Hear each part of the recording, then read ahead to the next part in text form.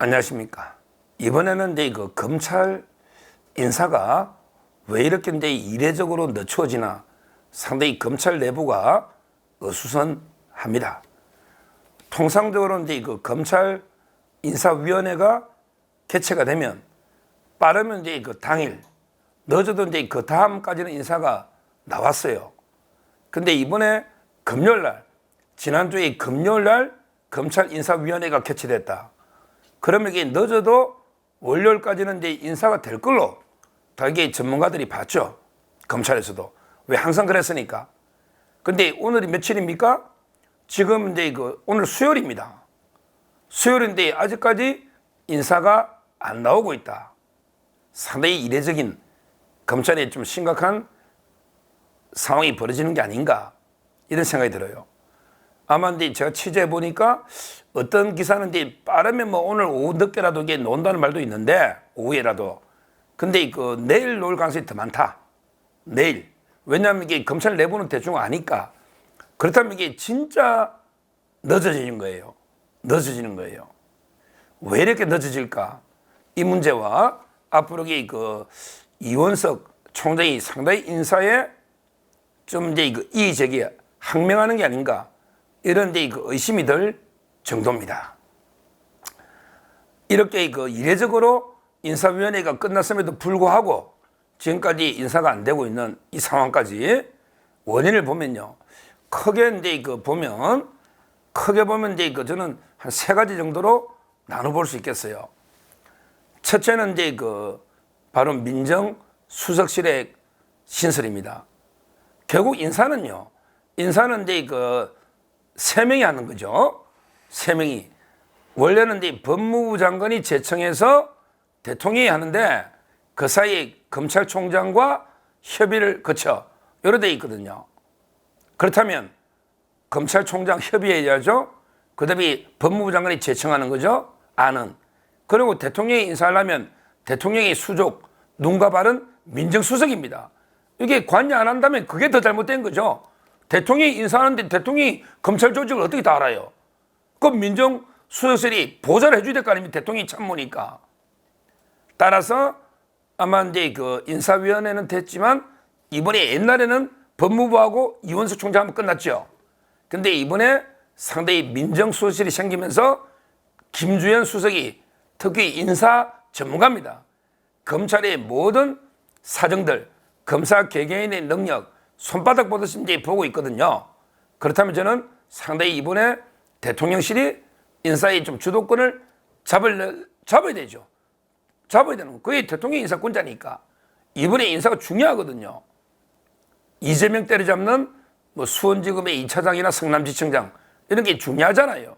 그 다음에 김건희 여사 또 이제 중대 사건 하고 있는 서울중앙지검의 형사 1부나 또는 이제 반부패 2부 유임할까 말까. 자꾸 이제 좌파나 언론들은 이제 그쪽만 관심이 있지만 뭐 그쪽이 중요하긴 하죠. 왜? 김건희 여사만 있는 게 아니고 다른 사건도 많이 있으니까. 형사 1부에 김명수 사건도 있고 대법원장.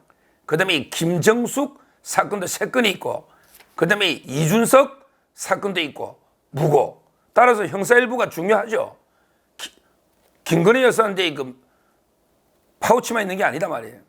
그 다음에 반부패 2부에도 중요 사건이 도이치모터스 주가 조작 있는 게 아니고 진짜 중요한 게 돈봉투를 뿌린 이 배지가 몇 명이 돈봉투 뿌린 사건 엄청난 사건이잖아요. 이게 있기 때문에 아마 이제 유임 이런 문제가 상당히 중요한 거예요. 그래서 첫째는 이제 제가 보기에 늦어지는 게 상당히 민정수석실, 대통령실이 인사에 좀 주도권을 잡고 하면 인사를 해봐야 되겠다. 이런 게 저는 상당히 그런 이제 분위기 때문에 좀 늦어지는 게 아닌가. 옛날 같으면 이게 바로 그냥 총장하고 법무부 장관 협의로 끝났잖아요. 근데 민정이 대통령실이 이제 인사의 주도권을 진다면 그러면 이게 시간이 좀 더 걸릴 수 있는 거죠. 옛날보다는. 그게 저는 첫째 원인이다. 이렇게 분석을 합니다. 자, 그 다음에 두 번째 중요한 게요. 중요한 게 바로 이제 이원석 총장이 항명에 가까운 자국의 목리를 부리는 게 아닌가. 왜 그러냐면 이게 제가 취재한 바로는요. 얼마 전에 검사장 인사가 39명 있었잖아요. 검사장 인사가 39명. 그런데 어떻게 됐습니까? 물론 이게 제가 뭐 대검에 확인한 건 아니지만 법조계 여러 데 그 뉴스에 의하면 여러 데 소식통에 의하면 이원석 총장이 주장한 67명 검사장이 다 의견이 반영됐다는 거예요. 오히려 이원석 총장이 주장했던 인사를 이게 다 반영해서 장관이 인사를 했다는 이야기입니다. 그럼에도 불구하고 이원석 총장이 상당히 그 항명에 가깝게 7초 동안 이게 멈칫하면서 아주 인사에 불만인 것처럼 이렇게 했잖아요. 검사장 인사에 대해서 7초 동안 침묵하면서 이제 무언에 항변을 하는 것처럼 인사에 불만 이렇게 했잖아요.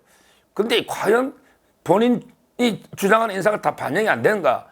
오히려 상당 부분이 반영됐다는 소식이 많습니다. 물론 이게 정확하게 100% 단정할 수는 없지만 그런다 해서 총장이 7초 동안 오히려 이제 항의하는 거 이거는 말이 안 되죠.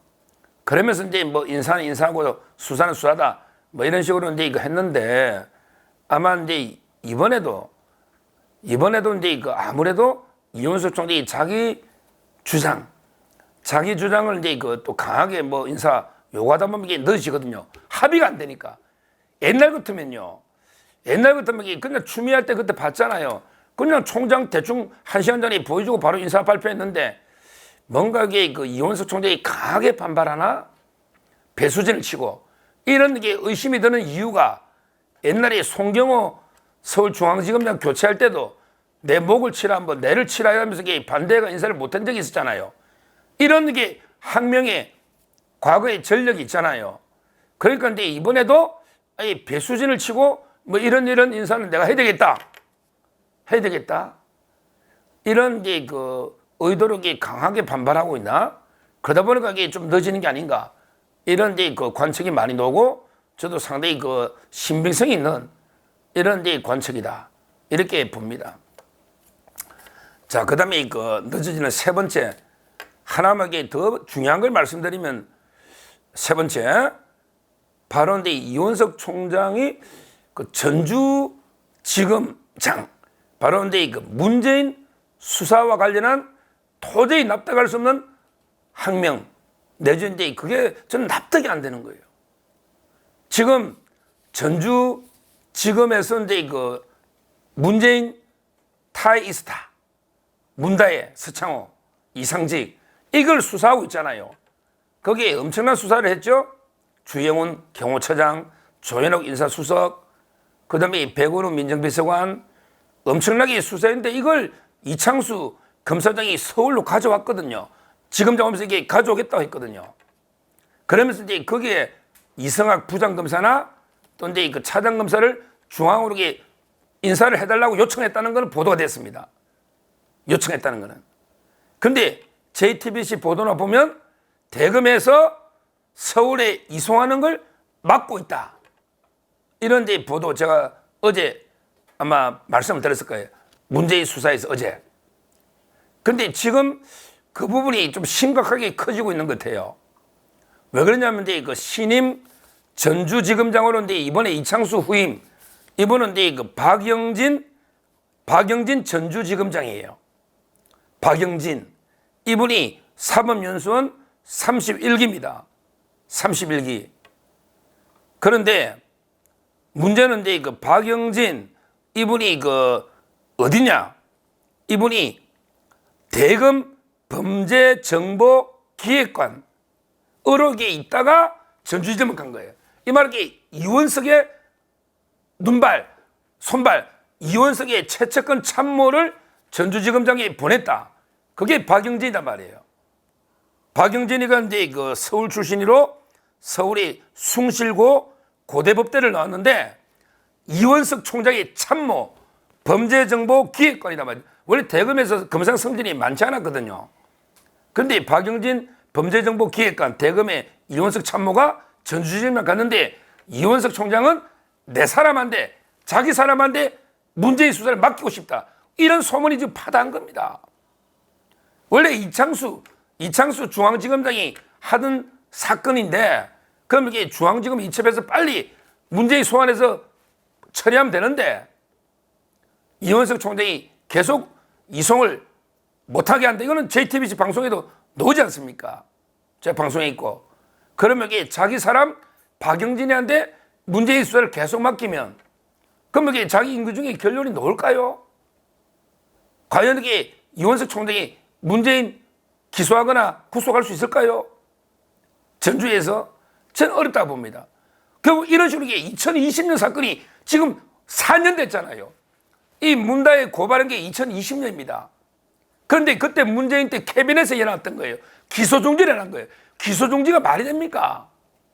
이걸 2022년 5월에 캐비넷을 열고 수사했고 그 다음에 이창수 지검장이 거의 99.9% 이제 결론 내려놨잖아요.